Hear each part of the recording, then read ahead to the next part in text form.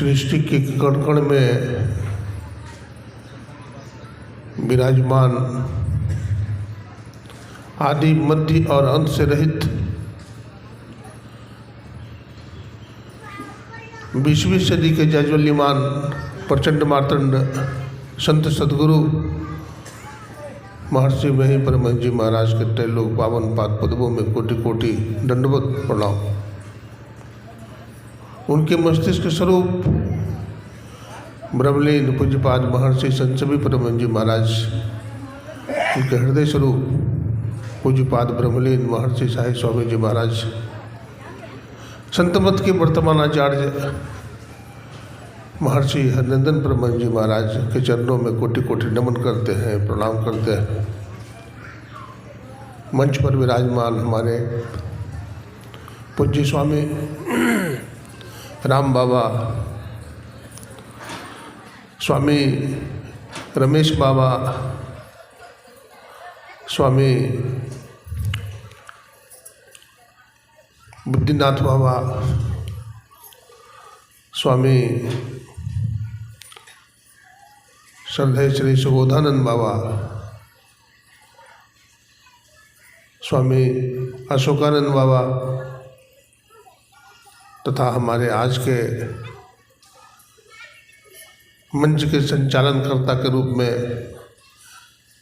वयोवृद्ध हमारे श्रद्धेय श्री कृष्णदेव बाबू तथा हमारे परम श्रद्धेय रामलखन बाबू, गायक बंधु, सबको हम नमन करते हैं, सबको प्रणाम करते हैं।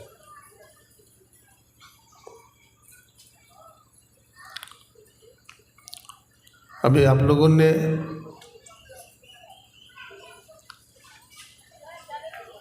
उनके संबंध में सुना जिनके बिना एक पत्ता भी नहीं हिलता, जिन्होंने धरती, आकाश, चांद, सितारे और ये 84 लाख प्रकार के जीव जंतु बनाए।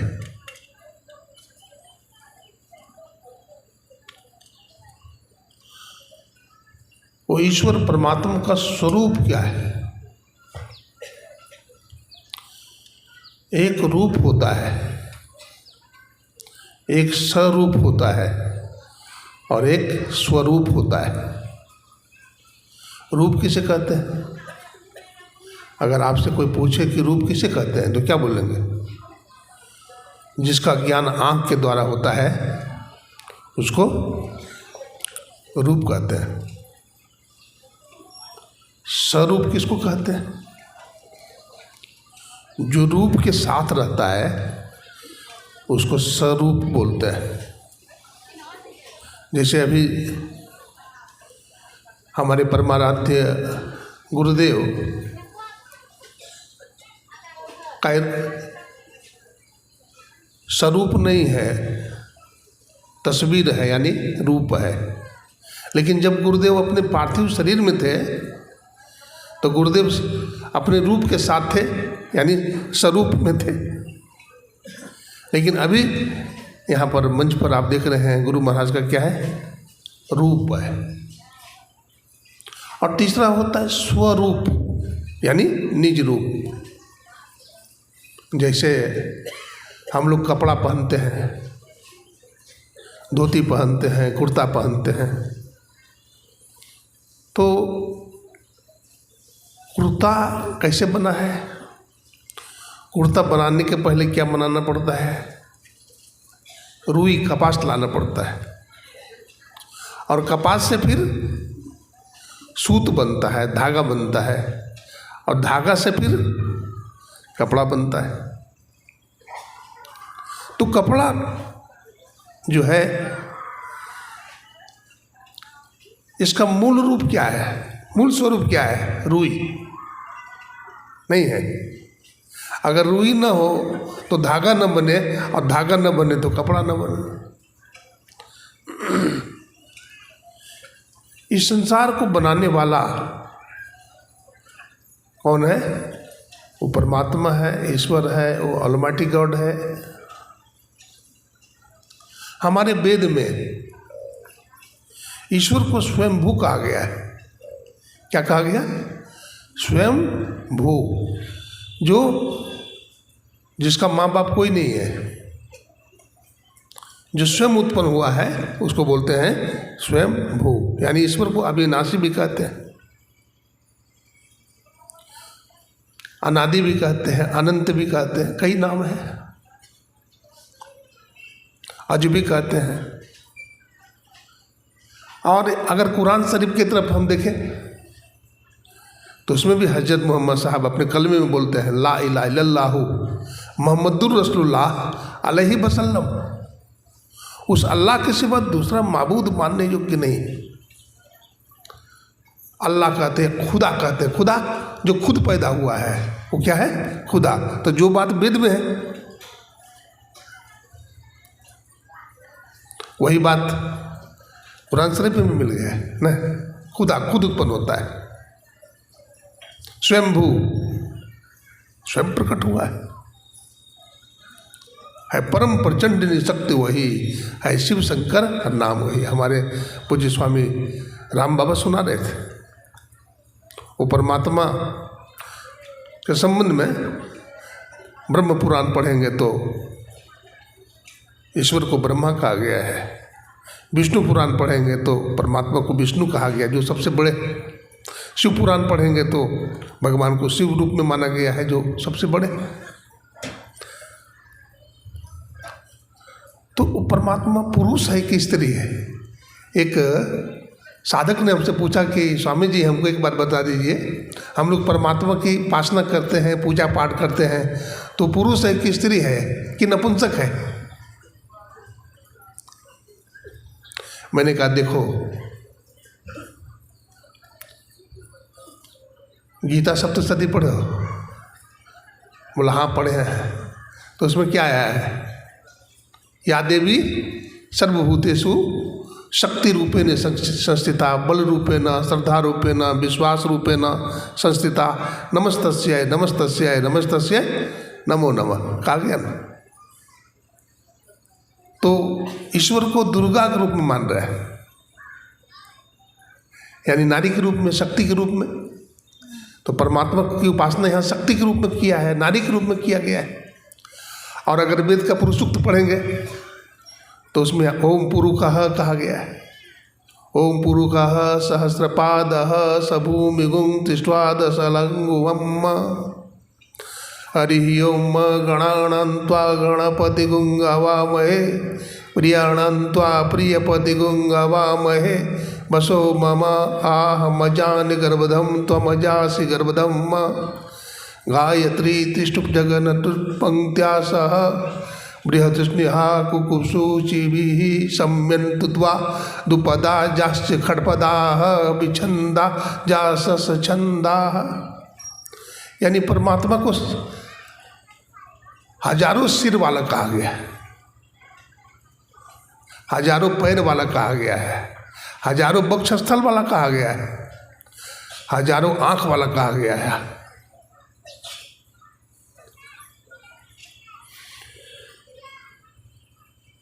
राम नाम शतकोटि सुभक्तन और दुर्गा कोटि अमित हरिमर्दन।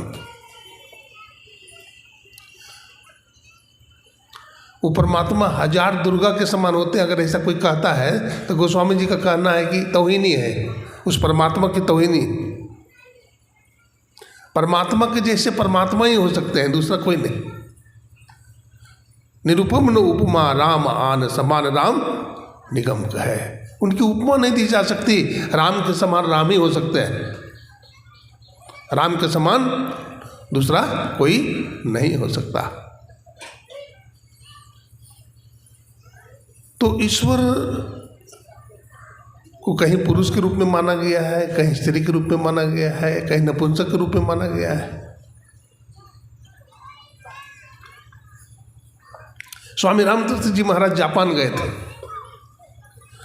तो उनसे एक व्यक्ति ने पूछा व्हाट इज गॉड? तो उन्होंने क्या कहा? God is not a mister, miss and mistress but a mastery. ईश्वर न तो पुरुष है न स्त्री है न नपुंसक है, वो ईश्वर एक रहस्य है। क्या है? एक रहस्य है। It is only condition of perfection. One person who know the God and self-realize to God. That's why he find out the first of all what I am. First of all, a person should be know to what I am, मैं कौन हूँ। जब अपना पता चलेगा कि हम कौन हैं, तो परमात्मा का भी पता चलेगा कि परमात्मा क्या है। तो ईश्वर परमात्मा को हमारे पादरी भाई गॉड कहते हैं। क्यों कहते हैं God? G for generator, O for operator और डी फॉर डिस्ट्रॉय। 3 शक्ति है। ब्रह्मा जी उत्पादक शक्ति है, भगवान विष्णु पालक शक्ति है, और भगवान शिव संहारक शक्ति है। भगवान शंकर से पूछा गया एक बार, जब शादी हो रही थी भगवान शिव की, तो भगवान शंकर से ब्राह्मण देवता पूछते हैं कि आपका नाम क्या है? तो क्या कहते हैं भगवान शिव? क्या कहते हैं? बोलते हैं आपके पिताजी का नाम क्या है? तो कहते हैं हमारे पिताजी का नाम ब्रह्मा जी है। फिर पूछते हैं आपके दादाजी का नाम क्या है? तो कहते हैं हमारे दादाजी का नाम श्री विष्णु है। तो फिर पूछते हैं आपके परदादा का नाम क्या है? तो भगवान शंकर कहते हैं सबका परदादा हम ही है, हमारा परदादा कोई नहीं।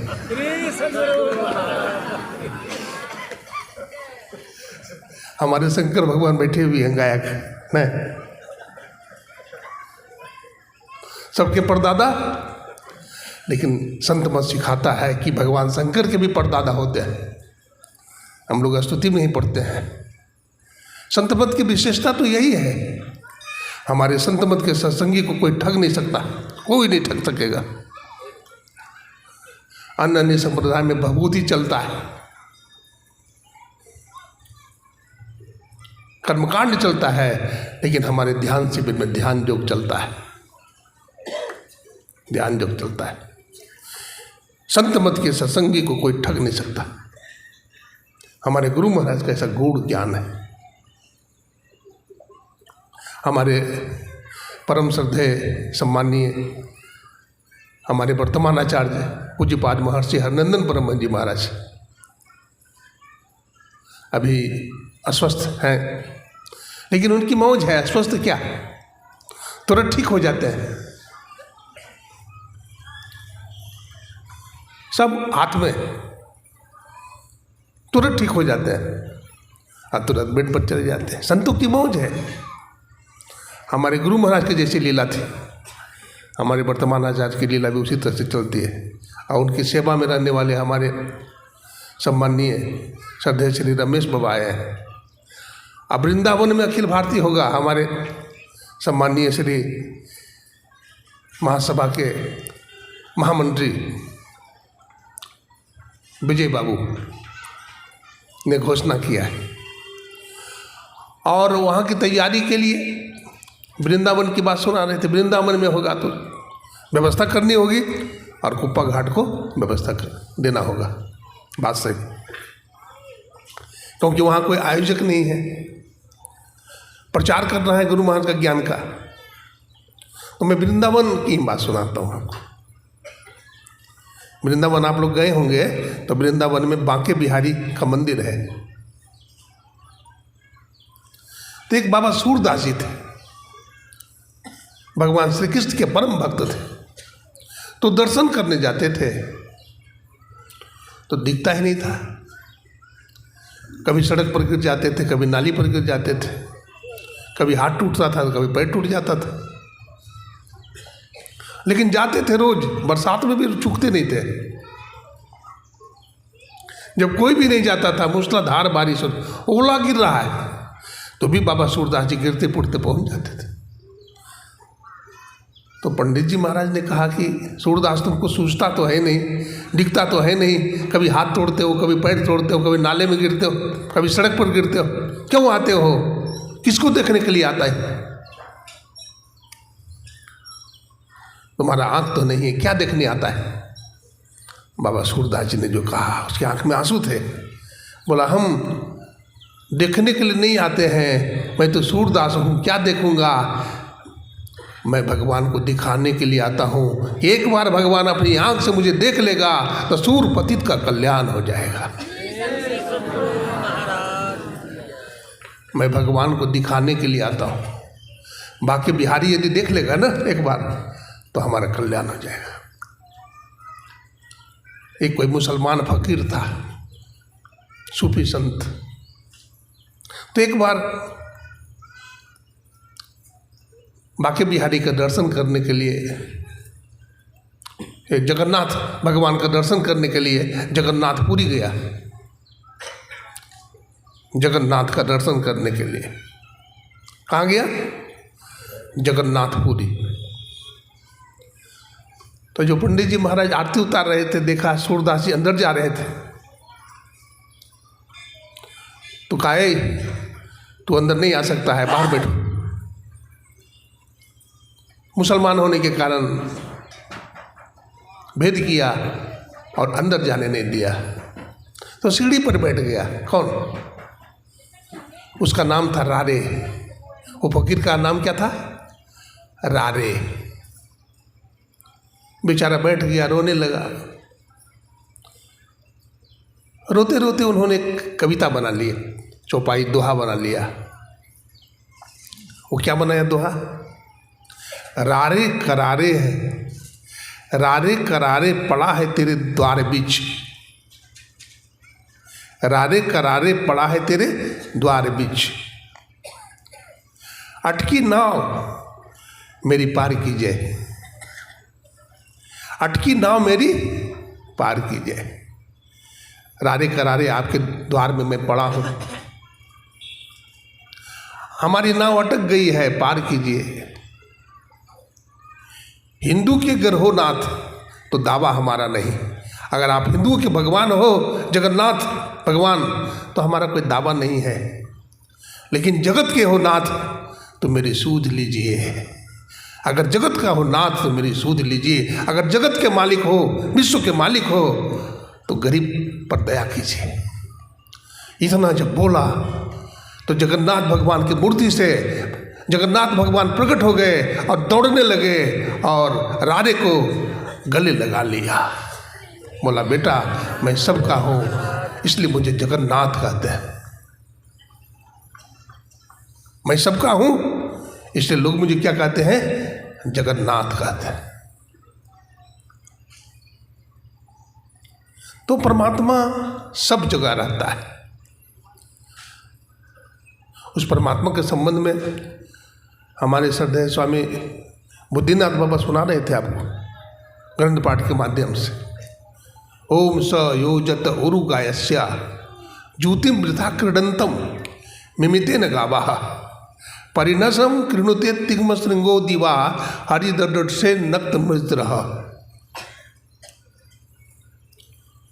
वो परमात्मा हाथ पैर मुख गुदा लिंग का विषय नहीं है, मन बुद्धि का विषय नहीं है। परमात्मा को अगर जानना हो तो अपने आप के द्वारा जानिए। इंद्रियों के माध्यम से, मन के माध्यम से उसको जानना एक खेल करना है। उनके स्वरूप को समझिए, अपने आप को जानिए। उपनिषदकार बहुत सुंदर ढंग से समझाते हैं, वायुर्यथैको भुवनम प्रविष्टो रूपम रूपम प्रतिरूपो बभूव एकस्तथा सर्वभूतांतरात्मा रूपम रूपम प्रतिरूप बहिष्य। आप देखते हैं बच्चा सब बैलून फुलाता है,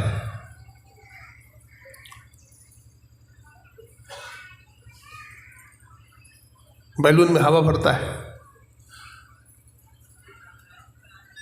तो बैलून आकार हो जाता है। हवा अगर साइकिल के चक्का में भरता है तो चक्काकार हो जाता है।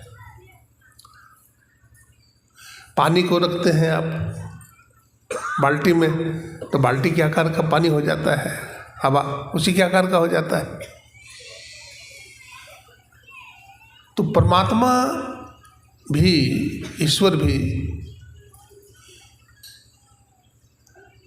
उस बर्तन के जिसमें समाया हुआ है, जिसमें परमात्मा तो सर्वव्यापक और सर्वव्यापकता के भी परे है। वेदांत दर्शन है, फिलॉसफी है कि जो जितना ही सूक्ष्म होगा उतना ही व्यापक होगा, जो जितना ही सूक्ष्म होगा उतना ही क्या होगा, व्यापक होगा। अब जैसे पृथ्वी है, तो पृथ्वी से सूक्ष्म क्या है, जल है, इसलिए जल पृथ्वी में समा करके अपना स्थान ऊपर रखता है।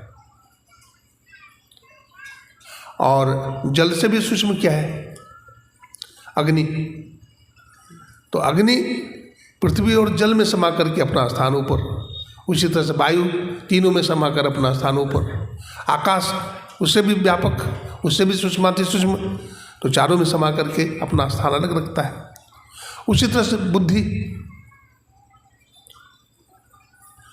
भी उसी तरह से सब में समाकर व्यापक।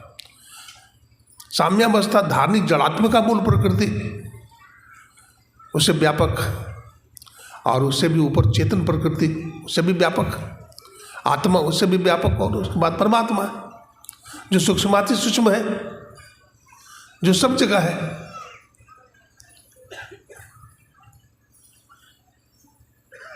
वो परमात्मा कैसा है, अखंड है। संत कबीर साहब कहते हैं अखंड साहब का नाम, क्या बोलते हैं, अखंड साहब का नाम और वो सब खंड है। खंडित मेरु सिमुरी खंड ब्रह्मांड है।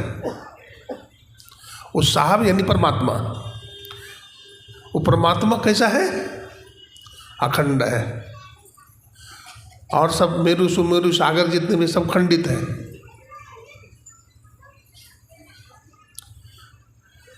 तो जो उस सूक्ष्माति सूक्ष्म है और सर्वव्यापक है, तो वो एक ही हो सकता है।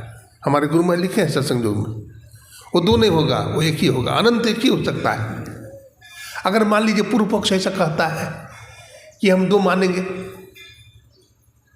अनंत दो मानेंगे, तो वेदांत का सिद्धांत ध्वस्त हो जाएगा। हमारा जो वेदांत का डिमडिम घोष है, ब्रह्म सत्यम जगत मिथ्या, इसकी सिद्धि नहीं हो पाएगी, क्योंकि सावयव हो जाएगा।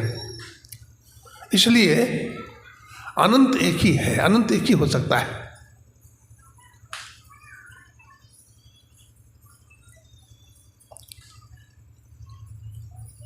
वो ईश्वर परमात्मा, ये निश्चित हो गया कि सब जगह रहता है। हाँ, कुछ लोग कहते हैं कि ईश्वर जो होते हैं, जो ब्राह्मण हैं, पवित्र हैं, उन्हीं को दर्शन देते हैं। तो सबरी को कैसे दर्शन दे दिए भगवान? सबरी माता तो सुंदरी नहीं थी, खाली कलूटी थी, तो भगवान उसको दर्शन कैसे दिए? इसका मतलब ये बात गलत है, इसका मतलब ये बात गलत है। कोई कहेगा बलवान को दर्शन देते हैं,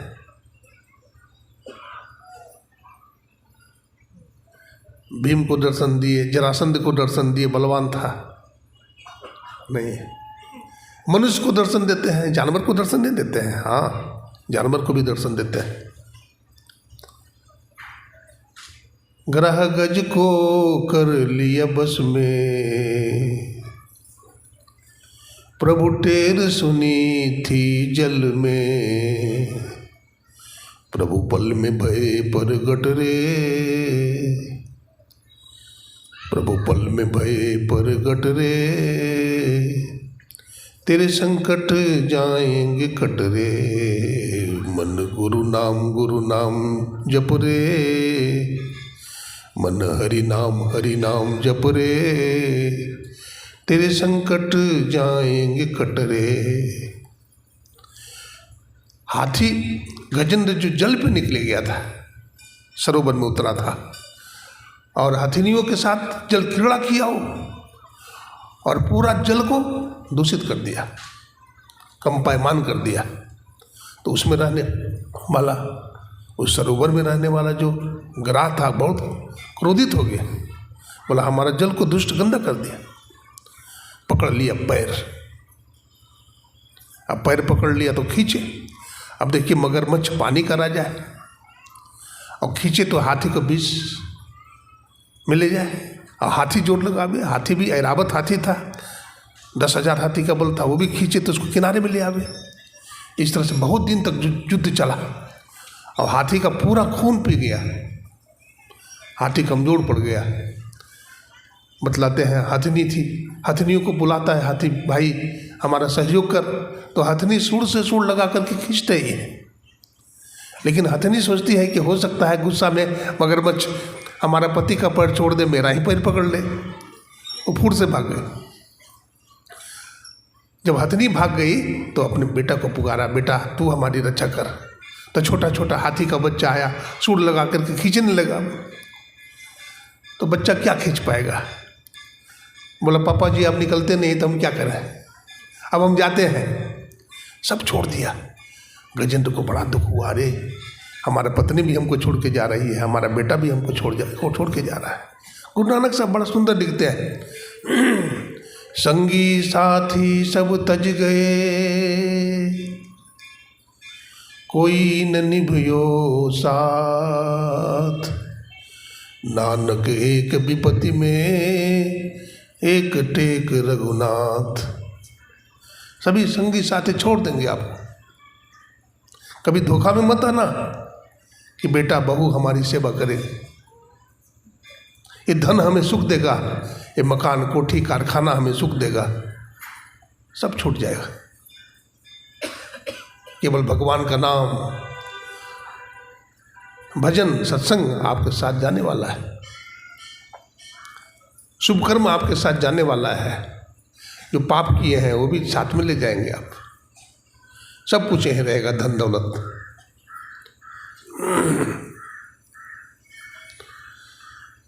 फिर भी हम भजन नहीं करते, फिर भी ईश्वर को जानने का प्रयास नहीं करते।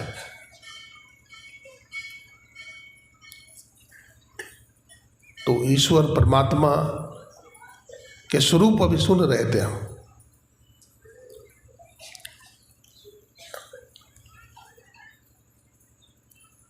ईश्वर को जानने के लिए क्या करना चाहिए? सत्संग कीजिए। सत्संग से क्या होगा? ज्ञान होगा। सत्संग करने से वैराग्य भी होगा आपको। वैराग्य समझते हैं? हम लोग संसार में फंसे हुए हैं, संसार में फंसे हुए हैं। बहुत लोग बोलते भी हैं बाबा क्या करें, फंस गए हैं, लगता है छोड़ के भाग जाए, लेकिन दुनिया वाले लोग जीने नहीं देंगे, क्या कहें?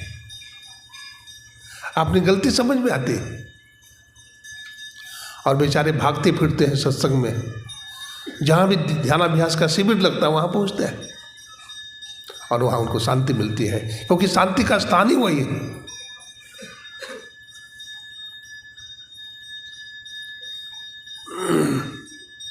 तो ईश्वर का जो स्वरूप है, हमारे गुरु महाराज इस पर बहुत कुछ कहते थे। पूछते थे बाबा लोगों से, जब सत्संग में भेजते थे तो क्या सुनाए, तो ईश्वर भक्ति पर। तो क्या सुनाए, तो नर्तन की उपादेयता पर। क्या सुनाए, तो सत्संग की महिमा पर। तो कहते ईश्वर स्वरूप नहीं समझाए। ईश्वर के स्वरूप समझना जरूरी है, नहीं तो आप भटकते रहिएगा। किसी आदमी को एड्रेस पता नहीं हो,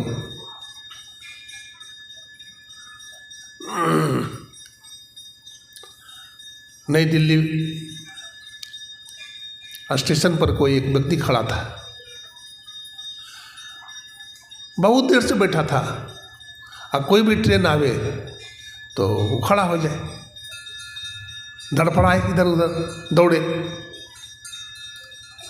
और फिर आकर के बैठ जाए कुर्सी पर, प्लेटफार्म पर है।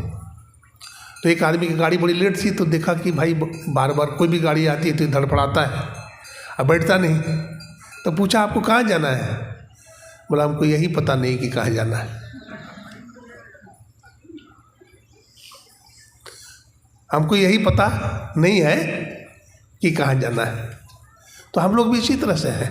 एक आदमी शराब पी लिया था और शराब पी करके इंतजार में खड़ा था, इतना शराब पी लिया था कि खड़ा नहीं हो सकता था, लेकिन किसी तरह से खड़ा होकर के हाथ दिया तो एक टैक्सी वाला रोक दिया। बोला कहाँ जाओगे?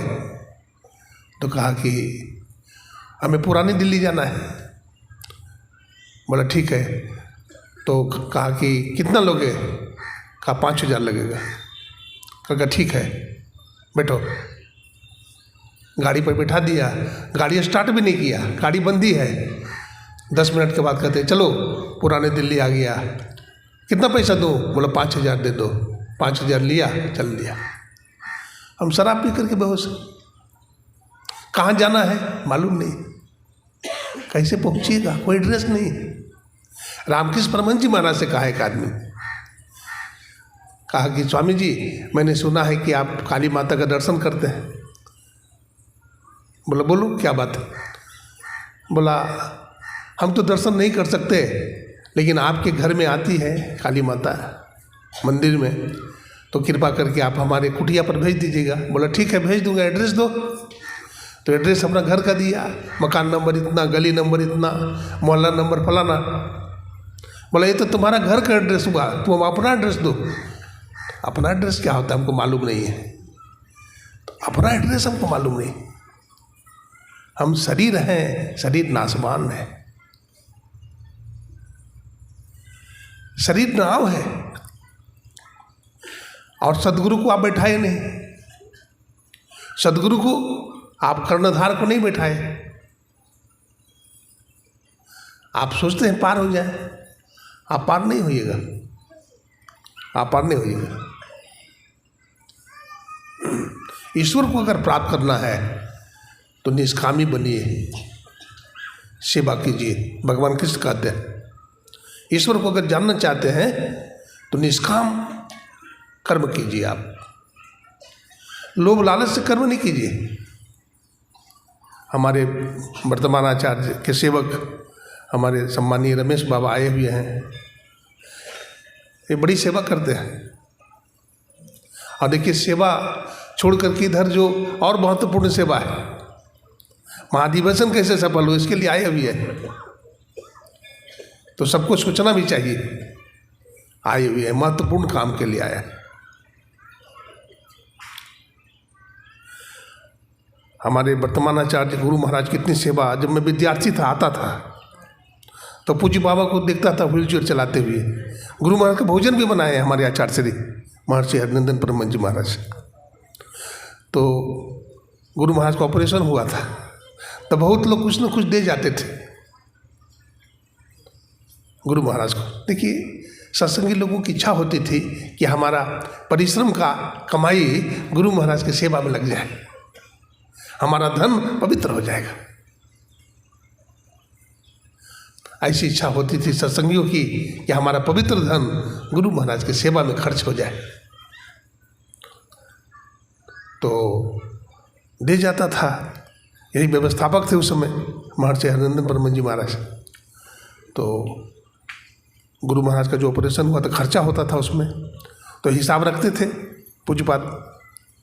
तो एक दिन मौज में आकर के गुरु महाराज कहते हैं, हरनंदन जी अब तो पैसा खर्चा हो गया होगा, जो पैसा मैंने दिया था सरकार खर्चा किए होता है, दिन प्रतिदिन बढ़े छे, दिन प्रतिदिन बढ़े छे, मैंने सत्संगी सब दे जाए छे सरकार। बड़े प्रसन्न हो जाते हैं गुरु महाराज, कहते हैं हरनंदन तुम बहुत ईमानदार हो, तुम हिसाब पाई पाई का हिसाब रखता है। मैं तुम्हें आशीर्वाद देता हूँ कि आपको किसी चीज़ की कमी कभी नहीं होगी। हमारे वर्तमान आचार्य महर्षि हरनंदन परमहंस जी महाराज को गुरु महाराज का आशीर्वाद है, आपको किसी चीज़ की कमी नहीं होगी। आज कमी है कमी। आज देखिए कुप्पा घाट में कितना बड़ा बिल्डिंग बना हुआ है, कितना विकास हुआ है, बहुत विकास हुआ है, बहुत बड़ा प्रसाल हॉल बना है और गुरु निवास बना है विशाल, जिसको उद्घाटन करने के लिए हमारे श्रद्धेय श्री सम्मानीय श्री मोहन भागवत आए हुए थे। हाँ आप लोग तो देखे होंगे बहुत लोग। तो सेवा भी कीजिए, सेवा भी कीजिए। दूसरी बात है, हमारे गुरु महाराज ने कहा पंच पाप से अपने आप को बचाइए। व्यभिचार, चोरी, नशा, हिंसा, झूठ, ये जो पंच पाप है इससे अपने आप को क्या कीजिए, बचाइए। और ऐसा नहीं समझिए कि घर में अपने बच्चों को हम पढ़ाते हैं, लिखाते हैं, घर का काम करते हैं, उसको अपना गुरु का सेवा समझिए। हर व्यक्ति में, हर जीव में गुरु महाराज का दर्शन कीजिए, गुरु रूप मान करके सबकी सेवा कीजिए।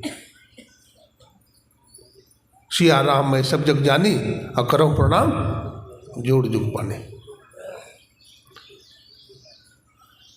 ईश्वर को प्राप्त करने के लिए हमारे गुरु महाराज तो बता ही दिए हैं, मानस जप, मानस ध्यान, दृष्टि योग और नाद अनुसंधान। ऐसा नहीं समझिए कि केवल वेद में, उपनिषद में, गीता, हिंदुओं के ग्रंथ में लिखा हुआ है। मुसलमान के ग्रंथ में भी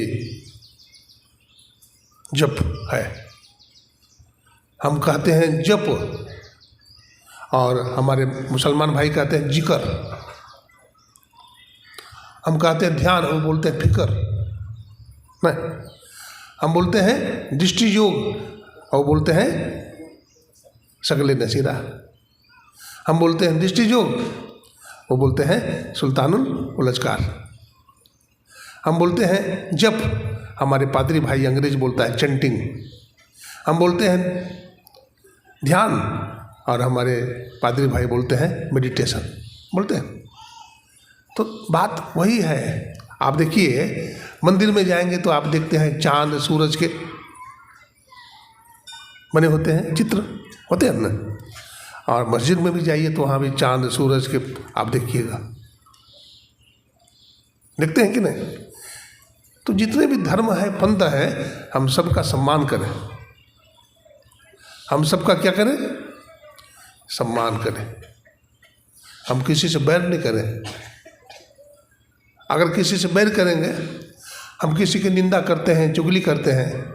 अब मान लीजिए दोनों सत्संगी, जरा सा विचार करिए, आप दोनों सत्संगी और आप दोनों झगड़ा करते हैं, आप उनकी निंदा करते हैं, वो उनकी निंदा करते हैं, तो आपके गुरु तो एक ही हैं। वही गुरु महाराज आपके हृदय में बैठे हैं, और वही गुरु उनके भी हृदय में बैठे हैं। अच्छा, कोई बात नहीं, करने दीजिए, क्या करिएगा, कोई बात नहीं, जाने दीजिए, मर्जी को जाने दीजिए भाई, कोई बात नहीं। श्री सद्गुरु, कोई बात नहीं, बैठिए माता जी, बैठिए। तो हमारे हृदय में भी गुरु महाराज बैठे हैं, उनके हृदय में वही गुरु महाराज बैठे हैं। तो हम यदि उनकी निंदा करेंगे तो गुरु महाराज खुश होंगे? गुरु महाराज खुश नहीं हो सकते, क्योंकि उनके हृदय में भी वही बैठे हैं। इसलिए निंदा चुगली भी ना करें, कोऑपरेटिव जीवन बितावे हैं, एक दूसरे की सेवा करें। अब उन भगवान ने कहा निष्काम कर्म कर, निष्काम सेवा कर। चलते फिरते उठते बैठते भी भजन करने का प्रयास करिए आप। देखिए, समर्पण होना बड़ी बात है। सहरसा जिला की एक बात बताता हूँ। सहरसा जिला में एक सत्संगी थे, पति पत्नी दोनों दीक्षित। अपना उनको एक ही बेटी थी, अब बहुत धन संपत्ति। परमाराध्य गुरुदेव का शरीर तो उस समय छूट गया था, लेकिन श्रद्धा बड़ी थी। तो उन्होंने सोचा सत्संगी ने कि शादी होने के पहले अपने घर में एक सत्संग कराएंगे, संत महात्मा को बुलाएंगे। एक बहुत बड़ी बात है। हम लोग कुछ भी अनुष्ठान करते हैं अपने घर में, कारखाना खोलते हैं या दुकान खोलते हैं, तो शुभ कर्म करते हैं, सत्संग कराते हैं। इसका मतलब आप समर्पित हैं गुरु महाराज के प्रति। गुरु महाराज के प्रति निष्ठा है, प्रेम है। तो उस सत्संगी ने भी कराया। बाबा लोग गए, अपनी बेटी से कहा कि बेटी देखो, तुम्हारी शादी कल होने वाली है, आज सत्संग होगा घर में, तो अपने हाथ से तो भोजन बनाओ। तो उनकी बेटी अपने हाथ से भोजन बना रही है संत महात्मा के लिए। तो उस समय तो गैस नहीं था, उस समय लकड़ी से भोजन बनता था, कोयला से। तो लकड़ी से भोजन बना रही थी लड़की, और मरकरी बल्ब की तो बात ही नहीं है। तो ढिबरी था, डिबिया, उसमें केरासन तेल डाल करके उसमें तो किचन से कुछ लाना पड़ा, तेल मसाला निकालना पड़ा सब्जी में डालने के लिए। तो लड़की ढिबरी उठा लेती है हाथ में, और ढिबरी उठा करके लाने जाती तो उसका पेंदा जो है ना ढिबरी का गर्म हो गया था। अब हाथ जलने लगी तो छूट गया, ढिबरी का जो तेल है वो साड़ी में ही सारा तेल गिर गया। अब धाए धाए धाए धाए अग्नि प्रज्वलित होने लगी। वो लड़की तनिक भी नहीं घबराई। इसी तरह से आदमकद का तस्वीर लगी हुई थी, बगल में उनके माँ है, पिताजी हैं, उनके परिजन हैं। किसी के पास जा सकती थी, हल्ला कर सकती थी, हल्ला भी नहीं की। वो चली गई गुरु महाराज के पास। गुरु महाराज के खड़ाऊ को पकड़ लेती है, कहते गुरुदेव मैं संकट में गिर गई हूँ, और इस संकट से मुझे कोई बचा नहीं सकता, लेकिन अगर गुरुदेव आप चाहें तो आप बचा सकते हैं। सज्जनों, पूरी साड़ी जल गई और साड़ी जल करके नीचे गिर गई, लेकिन एक रोआ भी नहीं जला। ये आत्मसमर्पण है, ये विश्वास है। गुरु हरि चरण में प्रीत हो, जुग काल क्या करे, और कछुवी की दृष्टि हो जंजाल करे। कछुआ को देखते हैं, बहुत लोग बोलते हैं कि बाबा ध्यान करने के लिए कहते हैं, फुर्सत तो नहीं है। सत्संग में जाने के लिए कहते हैं, फुर्सत कहाँ मिलता है। हाँ, गृहस्थ जीवन में बहुत दुख है। बच्चों को पालन करना, बच्चों को पढ़ाना लिखाना, कोई संबंधी आ जाए वहाँ जाना आना, बहुत टेंशन में रहते हैं। लेकिन उस टेंशन में भी सत्संग करते हैं, ध्यान करने के लिए बैठते हैं। ठीक है, चाहे थोड़ा जप ही हो करके रह जाता है, मानस ध्यान ही होकर के रह जाता है, तो बहुत बड़ा काम होता है। घबराइएगा नहीं, धीरज रखिए। हमारे पूज्य पातशाही स्वामी जी महाराज कहते थे, उबिए नहीं उबिए, हिम्मत रखिए, गुरु की कृपा अवश्य होगी। कछुआ को देखे होंगे, कछुआ कहाँ रहता है? कछुआ पानी में, और कछुवी जो है अंडा कहाँ देती है? सूखा जमीन में। सूखा जमीन में कछुवी अंडा देती है। अगर कछुवी के अंडा को कोई पकड़ ले हाथ में, जल से फौरन निकल करके कछुवी जा करके उसको दबोच लेगा। एक आदमी ने क्या किया, देखिए, सूरत से अंडा सेवे। कछुवी सूरत से अंडा सेती है। एक आदमी ने कहा गलत बात है, झूठी बात है, सूरत से अंडा कैसे सेगी? तो कछुवी को मार दिया, और कछुवी को मार दिया तो जो अंडा जमीन पर पड़ा हुआ था वो सड़ गया। पलटू कार सब करे, असुरत रहे अलगान। दुनिया का हर काम को कीजिए, लेकिन सूरत रहे अलगान। सूरत को उठाए रखिए, सूरत को उठाए रखिए। भक्तिमती मीराबाई का नाम सुने होंगे आप लोग। भक्तिमती मीराबाई तो मेरे तो गिरधर गोपाल दूसरों न कोई, जाके शिष्य मोर मुकुट मेरो पति सोई। ये तो तब मीराबाई बोली है जब गुरु धारण नहीं की थी, सगुन पूजा करती थी। लेकिन मीराबाई को ज्ञान हुआ सत्संग करते करते, उन्होंने संत सदगुरु को धारण किया, संत रविदास जी महाराज ना। तब वो क्या बोलती है मीराबाई? अब वो बात नहीं बोलती है मेरे तो गिरधर गोपाल। वो क्या बोलती है? मोहि लागी गुरु संग प्रीत। क्या बोलती है? क्या बोलती है? मोहि लागी गुरु संग प्रीत, दुनिया दुनिया क्या जाने, मोहि लागी गुरु संग प्रीत, दुनिया क्या जाने। ये बोलती है। लोग कहे मीरा हो गई बाबरी, लोग कहे मीरा हो गई बाबरी,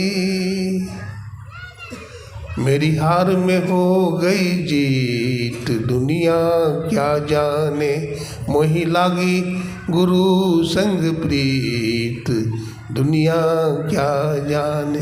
कहते हैं मुझे गुरु संग प्रीत हो गया, ये दुनिया वालों को लोग को मालूम नहीं,